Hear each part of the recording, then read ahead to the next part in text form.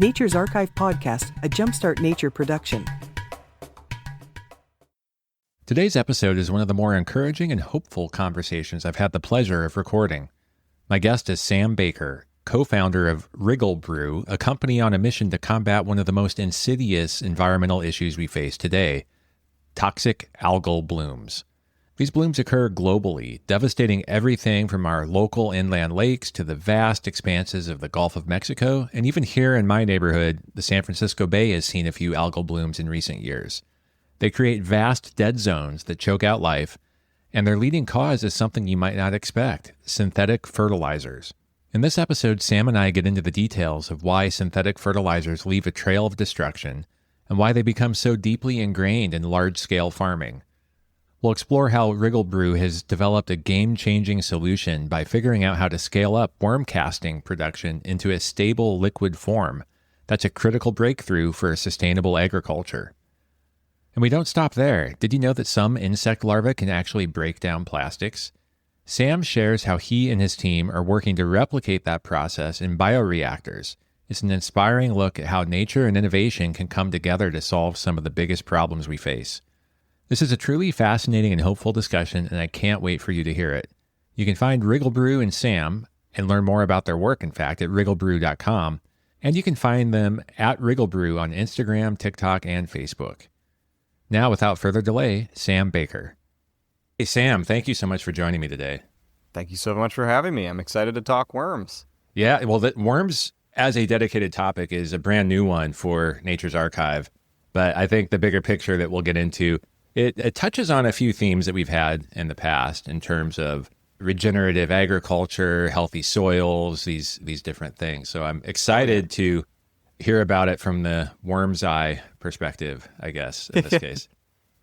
Yeah, well, there's a lot to discuss with worms. It's everything from the earthworms themselves to how they're affecting the soil, how they're affecting the ecology, and what we can do with earthworms to benefit agriculture and humanity in general. So there's a lot to talk about. As alluded to in the introduction, you founded a startup that relates to this, and we'll talk more about that later. But when you look at any kind of unique passion or pursuit in life, a question that always comes to mind is like, how did you get to this point? Like what led you to begin this endeavor? Have you always been interested in nature and dirt and soil and these sorts of things? Or was there like an epiphany at some point that opened your eyes?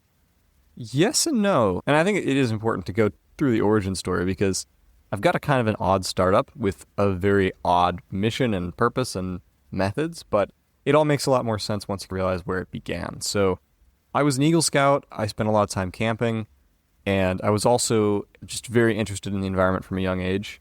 Where I live in Florida, we have a lot of beautiful springs and rivers and lakes and just good natural stuff to appreciate.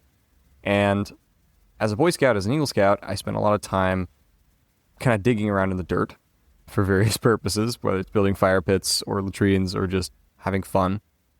And I eventually, when I went to college, to UCF, University of Central Florida, I ended up getting my first job at UCF was a nanomaterials researcher working on compost. And we were working on turning compost into biochar and things like that because I worked a lot, like I said, in Boy Scouts with compost and stuff. And around the time I was doing all of that, I had been going fishing with my grandfather a lot. Like I said, Florida has all these lakes. And one of the lakes that we used to go fishing at a lot was the small little pond. It was nearby the coast. He had been going there with his father and I think his grandfather, like many generations back. That lake, one day we went to it, all the fish there were dead. Like pretty much all wiped out. The reason all the fish were dead at this lake was because of something called fertilizer runoff. So in Florida, we develop a lot of housing, like we have all these neighborhoods going up, we have a lot of nurseries and farms, and most of these people are predominantly using synthetic fertilizers. So things like nitrogen and phosphorus compounds. And when they use those, the excess tends to run off, to move through the soil and end up in bodies of water. And in our case, it ended up in our pond, where it increased the quantity of algae to such a point that it choked out all the fish. This is happening in Florida, but also throughout the country on a massive scale that is often underappreciated. In Florida, we actually have such large algal blooms during the summer that you can see it from space. But all of this is driven by fertilizer. And so it got me really interested in trying to understand where fertilizer is coming from, why we're using it the way we're using it, what its impacts are on soil, and ultimately trying to find a way to replace it, to replace synthetic fertilizers with something that wouldn't cause all this damage to the ecology. And the answer ended up being earthworms. Yeah, so we'll connect those dots a little bit. But on your point about the algal blooms, here where I live in the San Francisco Bay Area, we, for many years, had been very lucky and really hadn't had any mass algal blooms. And I think a lot of people just really wouldn't talk about it because it's like, okay, let's not jinx it. We've been lucky. And unfortunately, a few years ago, we had our first one, and now it's an annual or multi-times a year event. And my understanding, maybe you can help me with this, but when the fertilizer helps promote the growth of these algae and they take the oxygen out of the water, leading to kind of like an asphyxiation. That's a hard word for me, apparently. Is that roughly what happens there that leads to the fish death, or is there another element to it? There are a few elements to it, but the big one is, we call it eutrophication. The big one is you get such a mat of algae that builds up that it literally just chokes out the water. So in order for animals to get oxygen in water has to diffuse either from the atmosphere or from other sources. So there has to be kind of movement of air through the water column. And that can't happen if you have basically a barrier of algae on the top. Okay. So it's the mat itself that is the biggest impact. I don't know if it's necessarily the biggest impact, but it's the final nail in the coffin in any case. So a lot of these algae also produce toxins as they die. And that especially when you have a massive die-off of them because they run out of fertilizer, they drop all these essentially like phytotoxins into the water column. And that can cause a shock to animals as well. And so the impact is just catastrophic. And you have all these fish dying. And of course, one of the things that's really bad about all of this is as the fish begin to die in larger and larger numbers, disease spreads more easily, and you also have a collapse of the food web. So it's very much a negative feedback loop that occurs. And the impact on the water, so like let's say the San Francisco Bay or in my home, the Tampa Bay, right? You have all this fertilizer reaching into the Gulf. And in fact, I wish I could show you some of the pictures of it because it is really crazy to see it from space. It's literally this big red creeping cloud. If you have pictures, I'd be happy to put them in the show notes. Yeah, I'll send it to you because it's a shocking image. And it's the real horror of it is that by the time it actually reaches the bay, it has already, these fertilizers, these synthetic compounds, have already gone through a huge amount of soil. So they've been destroying their way through the soil before they actually reach the water. Because the nitrogen, the excess nitrogen and phosphorus, when it's in the soil column, it destroys microbes, it destroys decomposers, it kills earthworms, it kills isopods. So it's killing all these other organisms before it even reaches the ocean, where it's then causing the part that we see. So that is only like the tail end of the damage. And that's the scary part. And of course, in agriculture, that's the hell of it, because when you're using these fertilizers and these herbicides and other compounds, you are killing a huge number of soil microbes and earthworms and decomposers. And so the consequence is the soil is weaker for using these compounds. And the next season, those animals, those bacteria and those earthworms not being present means you need to use more fertilizer. And it loops like that.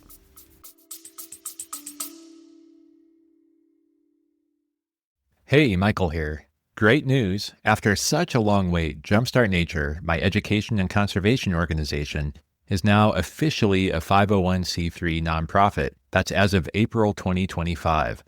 This unlocks a bunch of great opportunities for us. Jumpstart Nature is who produces Nature's Archive and the Jumpstart Nature podcast. I started Jumpstart Nature to inspire you to take action to help nature.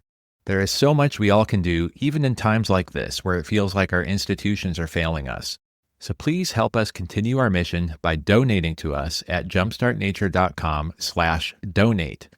A $5 per month donation goes a long way towards producing these shows. You can also support us through Patreon at jumpstartnature.com/Patreon, spelled Patreon. And by the way, for those of you using the Patreon app on an Apple device, please note that Apple adds on an additional fee. So if you use Patreon, you should contribute through their website instead to avoid that fee. And as always, we're looking for volunteers. If you've ever dreamed of meeting some of the guests we have on the show, producing a podcast, or just love editing audio and video, or even if you'd like to help us in our app development, I'd love to hear from you. Drop me a note at hello@jumpstartnature.com. Thank you for your support, and thanks for being part of our movement. Right. So I think then that leads us a little bit to your goal is to break that feedback loop. Precisely. I'm going to keep saying this before we get there. I think there's still a little more foundational work to do here with what the problem is. Yeah. When we talk about nitrogen and phosphorus and these chemicals that are necessary for plants to live, what makes the synthetic nature of synthetic fertilizers harmful as compared to, say, an organic fertilizer? It's all a matter of chemistry, really, at the end of the day. So synthetic fertilizers, when they were first discovered, were something of a revelation to the agricultural world because nitrogen, for example, is the basis of all protein. It's also the basis of chlorophyll. So when plants get access to higher levels of available nitrogen in the soil, they tend to bloom, they tend to grow very large, very rapidly. They tend to become very green. So you have a lot of really good visible results, and you can increase yields quite a bit by adding nitrogen. But nitrogen is like an anabolic steroid for plants.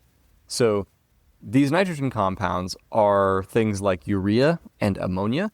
They are very, very small molecules. They're very reactive. Plants can pick up on them very easily, but we almost never dose the right amount of them to the plant itself.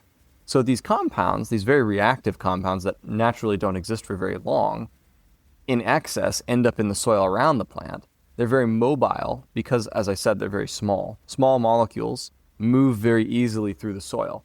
It's kind of like, we can imagine the soil is like a tennis net, let's say. And these molecules of urea or ammonia are like grains of rice. They're going to pass right through the tennis net that is the soil. The soil is not dense enough, it's not interconnected enough to catch and keep these materials. Yeah, we think of it as solid, but it's not really solid. If it were completely solid, water would not be able to penetrate into the, exactly. In fact, the soil. The average topsoil is something like 60 to 70% air. It's mostly empty space. That's why it's spongy. That's why you can kind of squish it in your hands. And so molecules move through that soil matrix. They can move through that depending on certain conditions. Urea and ammonia, being very small, can move through it very easily, which has the benefit for plants of meaning that if there's too much nitrogen around them and rain comes, it will wash that nitrogen away from the plant, which is nice for the plant, bad for everything else. The same thing applies to phosphorus. Most of the phosphorus compounds we use are phosphates, or they are phosphoric acid derivatives. And so again, very small molecules, very reactive, very mobile. Organic fertilizers, organic nutrition that plants get from like, for example, humic acid, which is what good quality topsoil tends to be made out of. When you see like dark, rich soil, that comes from the humic content. The average humic acid molecule is about 185 atoms compared to urea, which is like 4 or 5. So there's a massive difference in the size of these molecules, which means when there's too much humic acid around, it's much more slowly washed away by water. It cannot move through the soil matrix as easily. If we go back to the tennis net analogy, remember the urea is like grains of rice? Well, the humic acid is a tennis ball, or it's a volleyball. It's going to get caught by the net. It's going to be stopped by it, which means it doesn't easily wash away into waterways, which means it does tend to build up more easily, but it is also exponentially less reactive. Urea and ammonia react extremely quickly. They are just hyper-reactive in comparison to something like humic acid, which a plant needs to put a little effort into to break apart. So again, it's like the difference between like an anabolic steroid and a good steak. both of these things are probably good for building muscle, but the anabolic steroid is going to react a lot faster than the steak is. Now, I can tell you which I would rather have over the long run. But farmers, maybe they're raising crops. They want to see quick turnaround. Right. And so the way the system is, so many farmers are living season to season as well. All of them. And so it's definitely tantalizing to go down that route. I don't know if you're familiar with Gabe Brown, who wrote a book, From Dirt to Soil. He was a past podcast guest here, actually, on the show. And very interesting to hear his own personal story of converting to a regenerative agriculture practice. So I'll link to that in the show notes as well. I don't want to take people away from this conversation, but I think it's a fascinating aside for anyone who's interested in those trade-offs that exist and what at least one North Dakota farmer was able to do by taking this route of dropping the synthetics. Yeah, it's very challenging to do because, as you say, farmers are many times season to season. That's their livelihood. It's their family's livelihood. It's 3 generations of people's livelihoods. So ultimately, if you have a 2,000-acre farm, the price per acre is what keeps you in or out of business. And nitrogen's pretty cheap per acre compared to organics. Someone might pay $150 per acre for nitrogen, and they might pay $250 for an equivalent organic. That's a massive difference. And that kind of difference is make or break for farmers. And the other thing is the synthetics tend to be easier to predict. Their interactions and reactions with plants are easier to predict because when you are providing one single nutrient, like let's say nitrogen or phosphorus, and that one single nutrient is something that a plant has a direct single relationship with, it's a lot harder to say, okay, well, phosphorus boosts growth 20%. What does chicken litter do? What does fish manure do? Fish manure has nitrogen, phosphorus, potassium, all kinds of other random things in it, organic compounds, amines, sometimes phytotoxins, like random things to various degrees. So it's a cocktail every time. Organic fertilizers they're always a cocktail, and that cocktail is a lot harder to predict. Yeah, that's an important point too. And I think that for so many of us who are not involved in agriculture, I think we probably have an overly simplified model of what it takes to successfully grow at scale.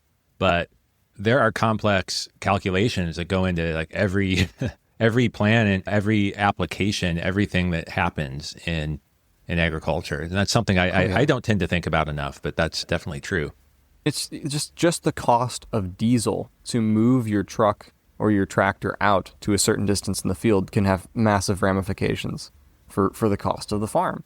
A coolant for your tractor, if it's in-furrow or foliar, if you are on a higher elevation or lower, if you have upslope or downslope, if you have more or less rain, all these factors become extremely important elements of the success or failure of the farm. And the less variability you have in the product that you're applying to your crops, the easier it is for you to get consistent results. It's like, why are kids, like when you have like a little kid, right? They love chicken tenders. They love chicken nuggets, right? Why do they love chicken nuggets and chicken tenders? Strawberries are good, right? The natural foods are good. But chicken nuggets and chicken tenders are the same every time. You go to McDonald's, you get chicken nuggets, it's the same every single time. If mom makes you a bunch of strawberries or spinach puffs or whatever, it's going to change a lot. Fruits and vegetables, no 2 bananas are exactly the same. I've had a totally different banana every morning when I have one, right? Because like sometimes it's a little squishy, sometimes it's not. Not chicken nuggets. That stuff is consistent, and kids love it. And the same thing applies to everything in life. We love consistency. We love predictability. We love going somewhere and knowing we're going to have the same experience we had before. That means a lot to people. And for farmers, it means even more because their livelihood is riding on it. So it's an extremely challenging thing to get them to take a leap of faith and put it on the line to try something new because it will benefit other people. It's not that farmers are selfish or that they don't care about their soil. It's that they can't afford to. They can't afford to take that risk and end up committing economic suicide on a whim because it will impact a waterway 50 miles away that they never see when it will impact their children or their family's legacy or their wife or their husband, etc. Thanks for bringing it back, because I was just thinking if somebody had tuned in mid-conversation, it would have sounded like we were pitching synthetic fertilizers for the last couple of minutes. But I think really we're just showing the perspective of why they're so tantalizing for people. So before we get into the whys and hows for your product, you mentioned earlier that the humic acid will make soils look darker. I'm curious, like, if you could just maybe both objectively and subjectively describe what healthy soil looks like. That's an interesting question. So healthy soil, we often talk about humus and topsoil as being the basis of good quality soil for growing things. Healthy soil is not necessarily soil that's good for agriculture. Those two things are a Venn diagram that don't always align. Soil can be healthy in Arizona and be terrible for agriculture, because it's not meant necessarily to grow wheat or sorghum in Arizona.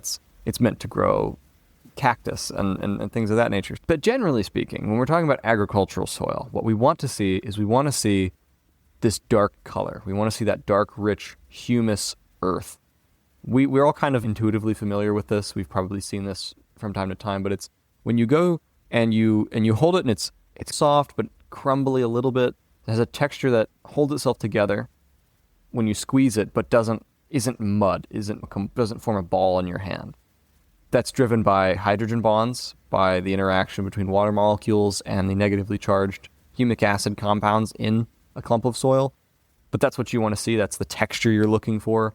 There's a certain moisture content that's pretty good for most crops. It varies between what you're growing, but it's that dark color, it's that crumbly texture, it's the ability to almost sink your fingers into it. Not quite. Often it's referred to as like silty loam. Have you ever seen the soil triangle? No. The soil triangle is a really, really interesting tool. This is something used in a lot of geoscience, but you should look this up and see it. It shows the relationships between different kinds of soils. Okay. And the best soil for growing traditionally is the silty loam. Silty meaning that the particles are relatively small, and loam meaning that it's a lot of organic originated material. It's decayed plant matter. And that's what brings us back to earthworms, because earthworms are one of the single greatest generators of silty loam and of good soil. They actually actively produce humic acid compounds in their gut. So they will eat through available biomass like leaf litter and vegetables or chunks of plant, and they will process it through a really refined bacterial bioreactor, which is their gut, into humic acid and fulvic acid and a variety of these precursors of silty loam. And they deposit them around. And as they move through the soil, they're not just producing these compounds, they're also cutting channels with their bodies through the soil matrix, which allows air, oxygen to flow in, which keeps the soil aerobic, right? We don't want anaerobic soil. We want oxygen to help bacteria live in there. And it helps water to move through as well by creating these channels for rainwater and excess water to irrigate a little bit and to spread more evenly through the soil. So the earthworm is a kind of tiny geoengineer and also a biological generator of good quality soil, which is why historically in Europe, crop rotation, one of the biggest things in crop rotation was letting fields sit fallow, sit unused for 20 odd years, because that's about the time it takes for an acre or more to get processed by earthworms back into essentially brand new silty loam, humic acid rich soil. And it's why when Charles Darwin was first studying earthworms in the late 1880s and 90s, he kept remarking how the most productive farms and gardens he was seeing tended to have earthworms in the soil, and the farmers identified that as being a good sign. Oh, there's a whole bunch of different directions that I want to go here. We were talking, I think, before we started about how these conversations are often intertwined, circular. You don't know where to start or end. And I'm at one of those points right now. So I'm going to stick with the soil piece for a moment. Then I want to get into the earthworms a little bit more. Looking microscopically at the soil, obviously you can see earthworms without a microscope, but there's a lot going on in the soil beyond earthworms, a lot of life. And I'm curious, again, do the compare and contrast of a healthy soil versus perhaps an unhealthy soil. What might it look like microscopically from like the organisms that you might find within that sample? So to bring it back to healthy versus unhealthy soil, agriculturally, we talk about like soil in the East, the Midwest, the Great Plains, places where you'd expect to see earthworms. You should see them. You should see those guys. You should also see a good amount of fungi living in the soil. Fungi is extremely important. Earthworms have I mention them a lot because one, my business is based around them, but two, they have almost a kind of keystone role in a lot of these different contexts.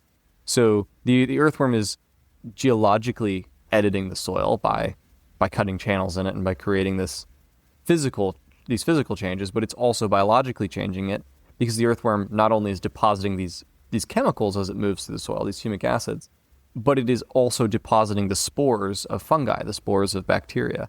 Mm-hmm. And typically, the spores of very, very beneficial bacteria and fungi. So it's redistributing them. Healthy soil is soil that has lots of life to it. It has beneficial bacteria in it. Bacillus bacteria are really one of the powerhouses in this realm. These are bacteria that are really important because they do things like fix nitrogen. So we talked about how nitrogen is important for making proteins and photosynthesis, but plants get their nitrogen naturally from nitrogen-producing bacteria. So these guys do make tiny amounts of ammonia at the root zone for plants. And can you explain when you say fixed nitrogen? That's one of those things that I think we toss around a lot, but it's an interesting concept. So I would love to hear your explanation of what that really means. It's not a very good verbiage. They call it fixing nitrogen. The nitrogen's not being really... It wasn't broken. It's being sequestered. Yeah, it's being broken. So we're taking nitrogen from the atmosphere and we're breaking it apart to get free nitrogen, which is just, it's the same nitrogen, but it's now chemically more available. So nitrogen that we breathe in the air, 78% of our atmosphere, that's all triple bonded nitrogen. That is molecular nitrogen N2. It's very, very strong gaseous material, and it is everywhere, and it's basically useless to everybody because it doesn't react with anything. But nitrogen, the single atom, is extremely reactive. And this has to do with its electron shell. We don't need to get into the chemistry too much, but suffice to say, when you take atmospheric nitrogen, that triple bonded N2, that double molecule, and you break that bond, one, a lot of energy is released, but two, you now have atoms or molecules of nitrogen that have an enormous amount of potential to be rebonded back into that triple bond. And so some of that happens when a lightning strikes, for example, we get some of these nitrogen molecules cleaved by the force of the lightning strike. And that excess nitrogen can sometimes bond with oxygen and form nitrogen dioxide and other oxide compounds, which can then be absorbed by bacteria in the soil.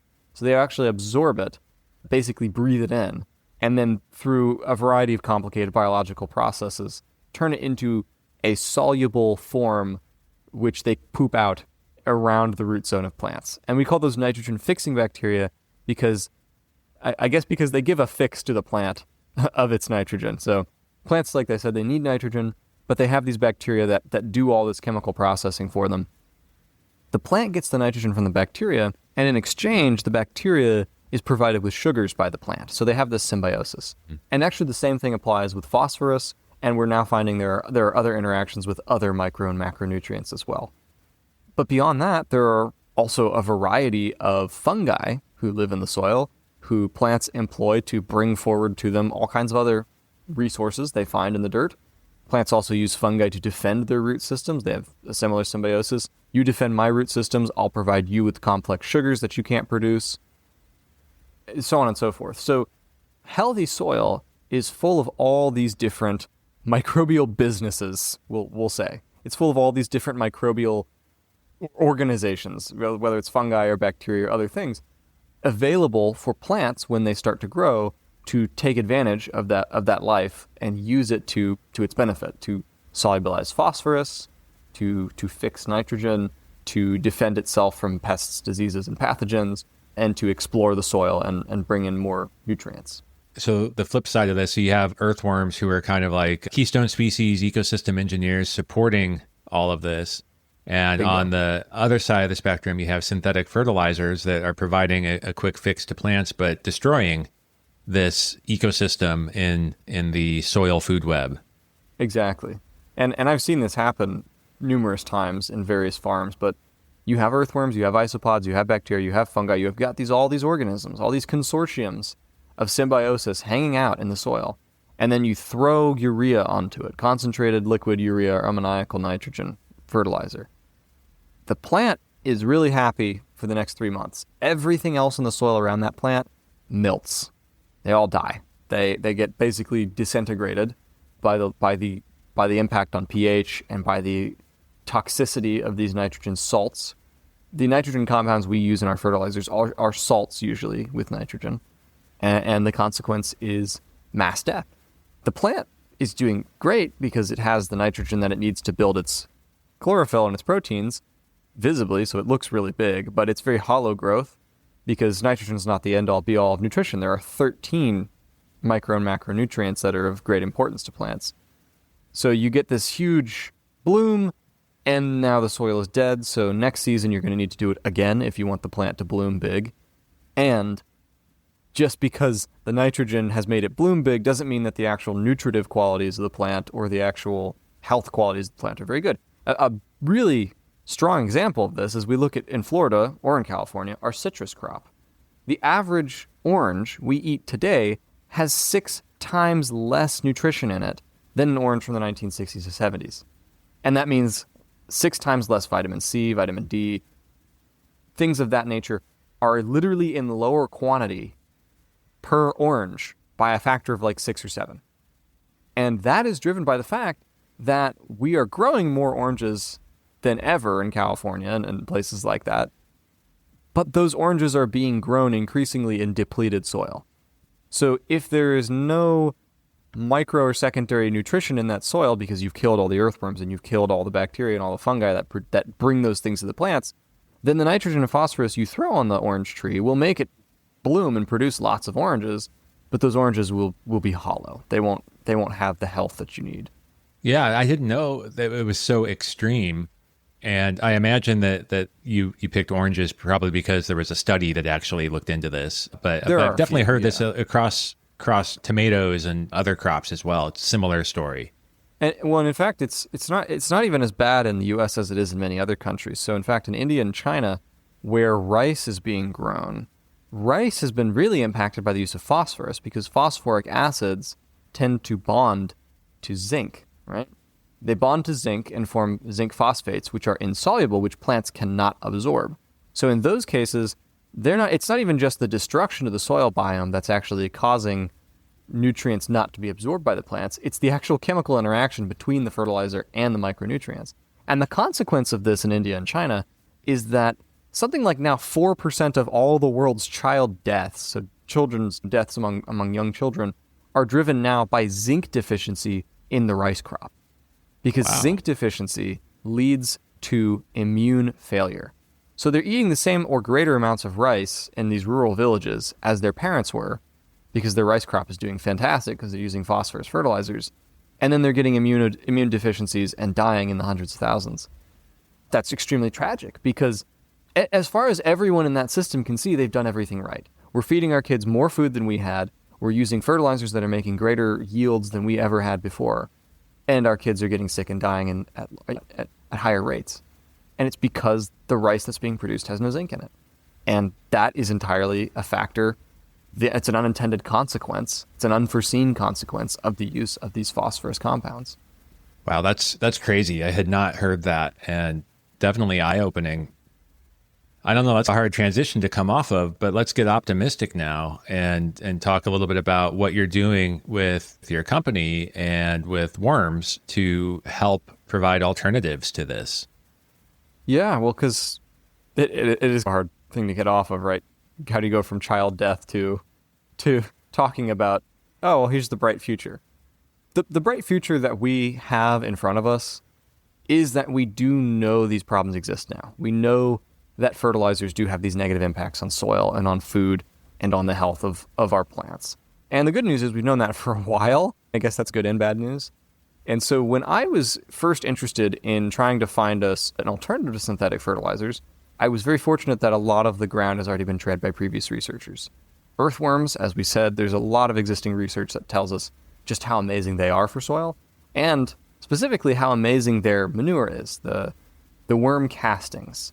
So earthworms, as they move through the soil, they're generating this manure, these castings, because a huge part of their survival strategy is essentially making good fertilizer for plants, because as earthworms live, they need to eat plant matter, and so do their following generations, their offspring.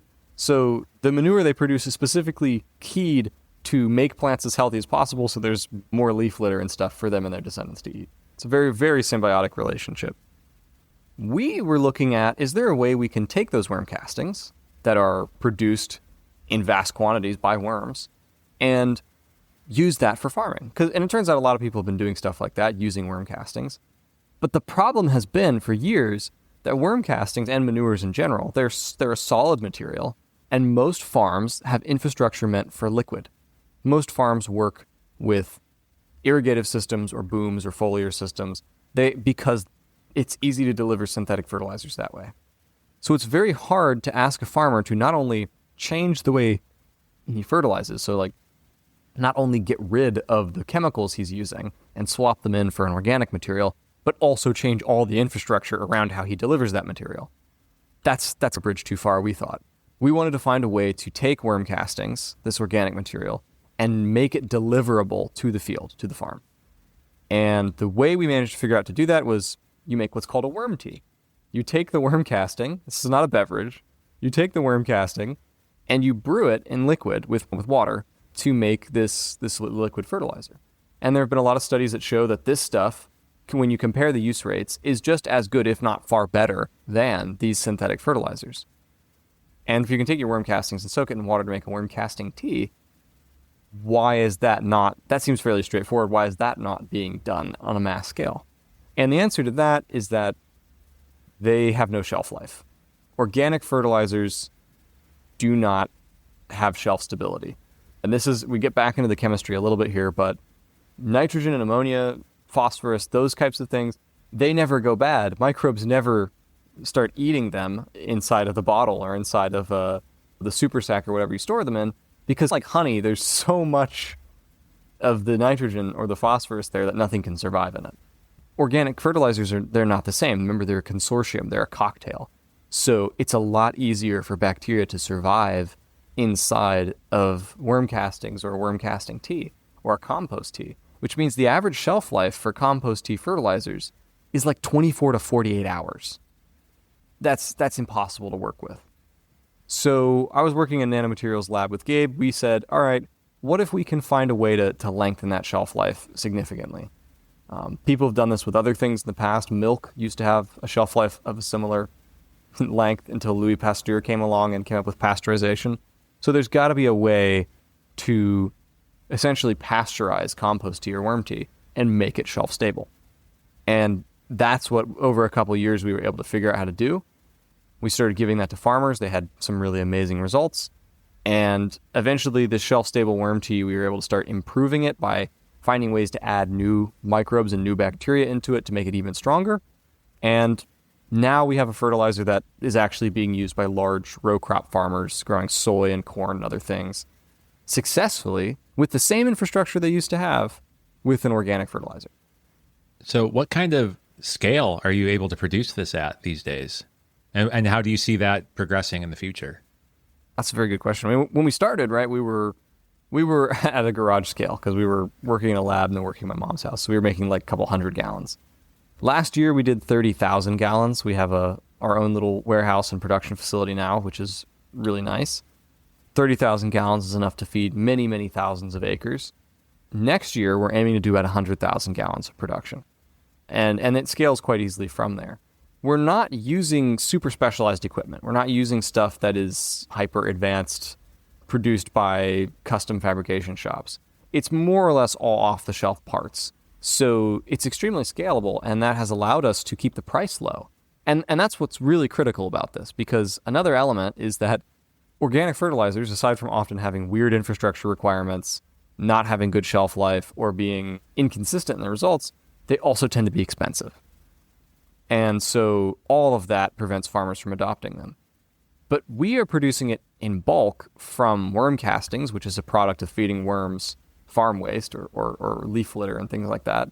So we are actually able to keep our price per gallon lower than many synthetic fertilizers while being shelf stable, while having similar or better results than them, and being good for the ecology. So when you have all of those things, it's been a lot easier for farmers to adopt the use of our fertilizer than lots of other organic fertilizers. And are you actually raising these worms yourself, or do you have a partner that gives you the castings that then you create the tea? I'm assuming it takes some time for the worms to produce their castings, and it probably takes some significant space. It does. But fortunately, there are actually numerous worm farmers. So people whose jobs it is to farm worms. We work with a worm farmer in Wisconsin. We work with another one, a couple in Florida, a few like all over the country. And there are people whose entire occupation it is to raise worms to produce the castings. And so we are able to buy castings from them in bulk, and we use that in our brewing process. We do raise some of our own worms for the purposes of experimentation and to make small amounts of castings. But we pretty much just focus on the brewing side of things and, of course, the research side of things. And you mentioned that some of these farmers were seeing equivalent or perhaps even better results. How do you measure that? There's a lot of ways you can measure it. One is just yield. Are they producing more food? If you're growing soy, how many beans are you producing per plant? We've seen that number go up significantly. We've also seen the pubescent characteristics of the plants improve. So that's the color of them, the texture of the leaf, the size of the plant in general. Those are good things to look for, size of the root structure. Also, how well one field does compared to another. So cross comparison, A versus B. You have one field where we're treating it with Wriggle Brew. We have another field where we're just treating it with traditional stuff. Maybe there's a drought that year. Maybe there's some adverse condition that affects both fields. How does one field fare compared to another? On nearly every test we've run, the Wriggle Brew has done favorably, very favorably compared to the synthetic fertilizers. And that's because the Wriggle Brew, the worm tea, the worm castings, doesn't just have some nitrogen available in it in the form of the humic acid, the large molecules that the plants can use to build themselves up, but it also has all these other nutrients, secondary micronutrients that plants need to have true full health. And as a consequence, we're seeing farmers have better drought resistance, better stress resistance, getting away with using a little less water and still getting better yields. And that makes a huge difference because even a 2% improvement in yield extrapolated across an entire farm is massive. It's an enormous change. And if you can couple that with a product that's 5% cheaper, 10% cheaper, those become massive gains for a farmer. And you just touched on something very briefly there that made my ears perk up. Because I recall a characterization that in healthy soil, this kind of nice, aerated, loose soil, that water retention is usually better. Yes. So by keeping the soil healthy through avoiding synthetic fertilizers, it sounds like you're implying that farmers are able to get away with using less water. That's precisely right. And in fact, I don't mean to imply that. I'd like to state that outright. Farmers are getting away with less water use while using Wriggle Brew. And the reason is because as soil quality improves, like you say, you have this better soil matrix that holds moisture in. Worm castings are one of the greatest materials for moisture retention. We've done a lot of tests with it compared to various kinds of soil substrates. It is amazing. It's very, very hydrophilic. It brings water in. This is partly because the humic acid compounds themselves are negatively charged, so they have this strong hydrogen bonding, but they are also just very spongy in texture. And so you get a good amount of water retention, and the impact on that on a grand scale is that farmers could be saving water while using this product, and that can have impacts not just on their bottom line, but also ecologically speaking, because farmers many times are drawing their water from local sources. Here in Florida, of course, we have an aquifer, and the more we use that aquifer up, the harder it is for it to regenerate. Yeah, it's a big impact. That's something that we've seen is very, very helpful. And Worm castings themselves are also just great for this purpose as well. And of course, we can see the opposite in soils that have been blasted with synthetics. They're like sand almost. They look very sandy. They have a very... What carbon is there is desiccated usually, so you have like whole chunks of dead, desiccated plant matter floating around in a bunch of sand. Water flows right through it, nutrients flow right through it, there's no life in it, and it's just a bad material for growing in. And that's what we see a lot in places where they've been continually using phosphorus and nitrogen synthetics for 60 years. Now, in the case for, say, an individual who is gardening, whether they're growing food or just growing beautiful native plants or whatever the case might be, are you selling to that type of consumer as well, or is it mainly to commercial ag? We do sell to both. We actually got our start selling to master gardeners here in Florida. We have a bunch of organizations called the Master Gardeners. We sold a lot to them. They had a lot of home gardens and community gardens. They did a lot of testing for us, which eventually got us into our first major farms. But we still sell a lot to the home garden market. So we have, I think, 40-something retail stores that are carrying this product, mostly independent garden centers. Nice. But we also sell on Amazon. We sell through our website, WriggleBrew.com. And that's a great source to get it if you're interested in growing it. But 90% of our business is to the large farms, because that's where we make the biggest difference in fertilizer runoff. That's where most of the soil destruction is happening, so that's where we want to be. Definitely makes sense. Do you have any other tips or suggestions for individuals in their yards as to how to maintain healthy soil? So using your product, avoiding synthetic fertilizers, it seems like we've made that clear. Any other ideas? Oh, yeah. Definitely doing your own composting or even your own worm farming. It's actually not that hard to raise your own worms and make your own worm castings. And even your own worm tea. You can have worms in your backyard, depending on where you live. Obviously, if you're like Arizona, that's going to be hard. But if you're in Florida, if you're in California, it's not that difficult. Worm farming is not super challenging. A lot of people don't realize that earthworms are organisms that don't like to be under direct sunlight. So if you are raising earthworms, try and keep them shaded. That's the biggest mistake I see people make. Other than feeding them acidic things, don't do that either. If you are growing a garden, also look at using organisms or rather plants that have a symbiosis with one another. So in nature, we hardly ever find monoculture crops, right? We don't find like one big patch of one thing growing. We tend to find lots of plants growing nearby each other. Legumes, famously, bean plants, are much better at fixing nitrogen, pulling nitrogen in, than most other plants are.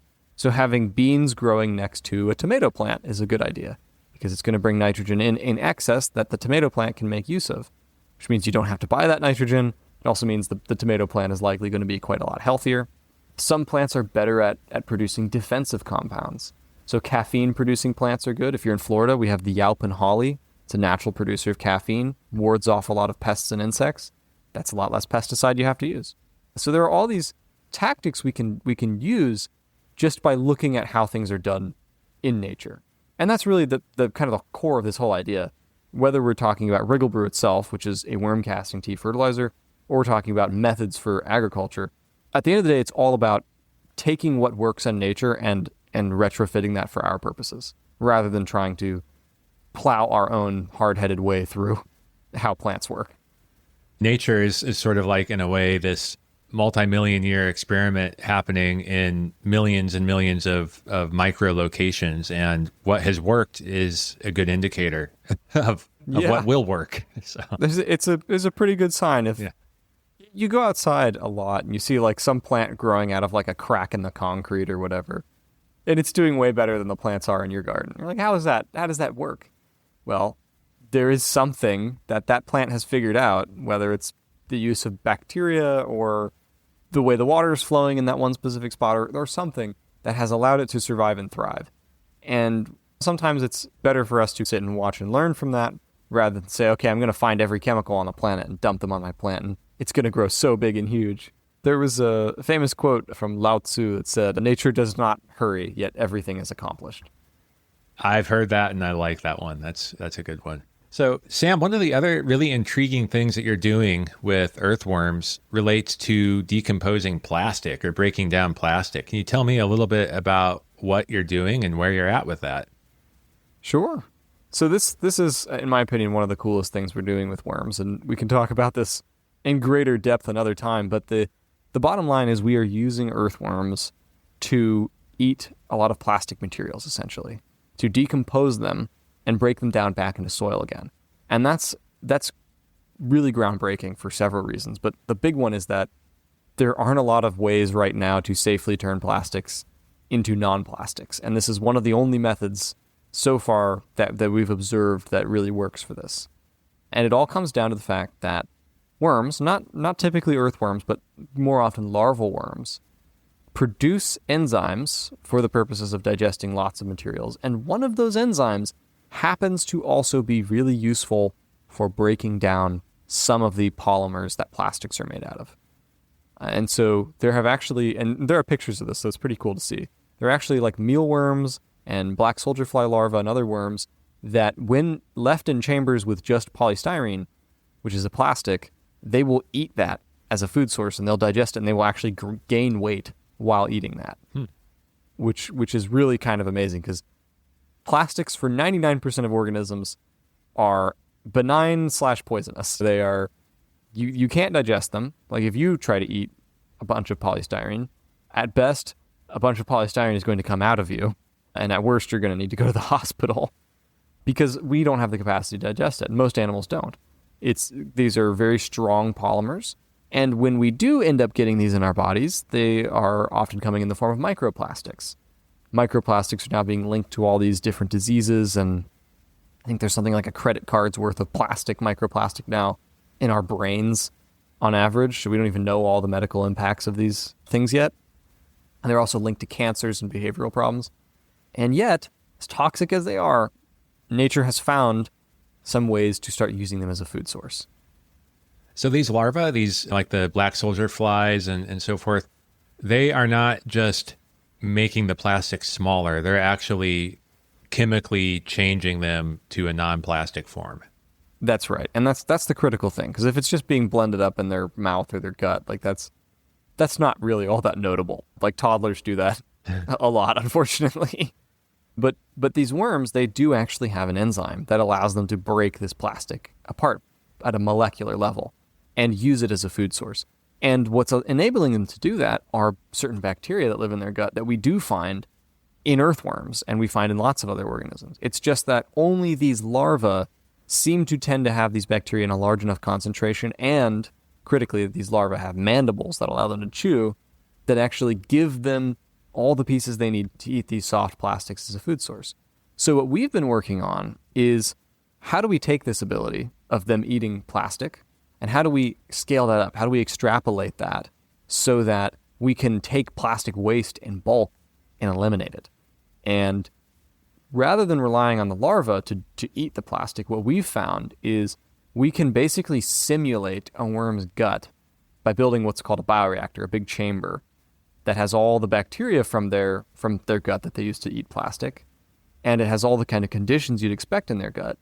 And when you simulate this big worm gut and feed plastic into it, you can very finely control the conditions, and you can get the digestion to happen exponentially faster than it would when it's just carried out by worms. And what comes out the other end of it is basically like microbial poop, which kind of like the algal mats we're talking about at the beginning, is biomass, which we can compost, and we can also feed to earthworms. And the earthworms will eat it and produce worm castings, which, as we know, are an amazing material for making organic fertilizer. Wow. So you have like your own sort of cyclical economy there. Yes. So you can take plastic, and then a couple weeks later, you can now have soil, basically topsoil, humic, compost, worm casting material, which you can then grow plants and other things with, which then oftentimes end up getting packaged in plastic. And then the waste from that plastic goes back into our process to make more fertilizer. Well, I would prefer that we break the plastic chain at some point. But yeah, for all the plastic we have already, I think that would keep you busy for quite a while. Oh, yeah. Well, that's the thing. You have to do both. So we need to stop making plastic, like now. the sooner the better. But that's really hard, and I can't do anything about that on my end. But what I can do is I can say, okay, well, all the plastic you are generating, let me start to try and interdict it before it ends up in our bodies or it ends up in our waterways and destroy it. My end, I won't be able to solve the plastic being generated. Yeah. But I can at least slow down the quantity that's ending up in the environment. Yep. It's like recycling in the sense that it's kind of a slowing effect. It's better than recycling in that it is actually eliminating the plastic. So it's like carbon offsetting versus carbon sequestration, to analogize it to the climate world. Yeah. And it sounds like I know we're a little bit short on time, so this probably needs to be a quick answer. But again, reading between the lines, these enzymes that are able to break down these plastics, it's not all plastics, I'm assuming. It's probably just a subset of plastics, or have you found it to be pretty broadly applicable? Well, so far we've been able to get it to work really conclusively on LDPE, which is plastic bags, PET, which is most plastic bottles, and polyethylene, so it's like plastic films, and EPS, which is styrofoam. So right now it's like 60% of plastics. So it's slightly over a majority of plastics, maybe 80% if you really, in certain contexts. We can do those. We can't do all of them. We can't do HDPE yet. We cannot do PVC, but we can do a lot of them. That's much more optimistic than I was expecting. So that's exciting to hear. It'll be interesting to follow along as you progress down this pathway. And like we were talking on an aside a bit ago, I'd love to catch back up with you some number of months down the road. You tell me when a good time is, and we can circle back on this topic. Yeah, well, that's the great thing. So we're working on getting some new sources of funding. We've got a big one that's coming down the pipeline for us, hopefully. And we'll be setting up like a pilot plant to actually go from the lab bench where we're destroying at this moment, we're destroying like a handful of pounds of plastic maybe every week or so, to being able to destroy maybe as much as 1 ton of plastic a week. And that would be pretty amazing. And from there, just scale it even more. But right now, this process is experimental, but the signs are all pointing towards it being something that once we get the right funding and the right support, we could deploy this en masse and really start to take care of a huge amount of plastics. And all of that is something we can thank earthworms for at the end of the day. Yeah, earthworms are here to save the world, it sounds like. Inadvertently, I mean, it's true. We used to rely on them to make all of our soil, and if you don't have soil, you can't make food. And if you can't make food, you can't eat. So in a way, they have been saving us for generations, and we just never knew it. Yeah. Now we're finally starting to understand them, which I think warrants a little bit of appreciation to them. So for people that want to follow along and maybe follow you, where can people go? I know you have a website. How about social media presence? Can you give some pointers for folks? Absolutely. So we're on Instagram, WriggleBrew on Instagram. WriggleBrew is on Facebook. WriggleBrew is on TikTok. I don't do anything on TikTok myself, but there are videos of me apparently there now. We have a website that you can follow, and I also have a YouTube channel. So if you're interested in looking more into Wriggle Brew, the science of it, there's a lot of videos I've done talking about that. And I also have a personal YouTube channel where I do a lot of pyrotechnic stuff. So don't look at that one. All people will now that you mentioned it. But yeah, WriggleBrew.com, look for Wriggle Brew. And if you want to talk to me specifically, you can also reach me at info, I-N-F-O, at WriggleBrew.com. Those questions all go to me. I love talking about worms, if that hasn't come across. So send me a message and I'll chat with you about it. Well, I will link to all of those in the show notes and make sure it's easy for people to find you. So this has really been enlightening. I've enjoyed learning about your world and the worm's world today at a level that I never knew existed. So thank you so much. I appreciate you taking the time today, and I appreciate you and your work. Well, you're quite welcome. Thanks for coming down the wormhole with me. It was a lot of fun. Thanks for sticking through the entire episode. If you made it this far, I hope that it means that you enjoyed it. If so, please spread the word and share this episode with 3 friends or groups that you think would enjoy it too. As for today's episode, let me know. Did I miss anything? Was there a topic I should have covered? Let me know at podcast@jumpstartnature.com or DM me on any of my social accounts. I'll do my best to answer your questions. You can find me at Nature's Archive, one word, on Instagram, Facebook, and Twitter. I also share photography, nature stories, and much more on those accounts, so you can follow just to stay in touch, too. And despite being called crazy by numerous friends and colleagues, last year I left my tech career behind to start Jumpstart Nature, which Nature's Archive is now part of. For the sake of myself, my family, and the planet, I need to make this work. So please also consider becoming a patron at patreon.com/jumpstartnature. I offer some exclusive content and perks, and you can start donations as low as $4 a month. Lastly, please also check out our latest creation. It's the Jumpstart Nature podcast. Each episode reveals an unseen, surprising, or misunderstood nature topic with the help of experts and our host, Griff Griffith. It's entertaining and inspiring, and even reached number 3 on the Apple Nature podcast charts. There's much more on our roadmap, but we need your support, so check out jumpstartnature.com for more details. Thank you.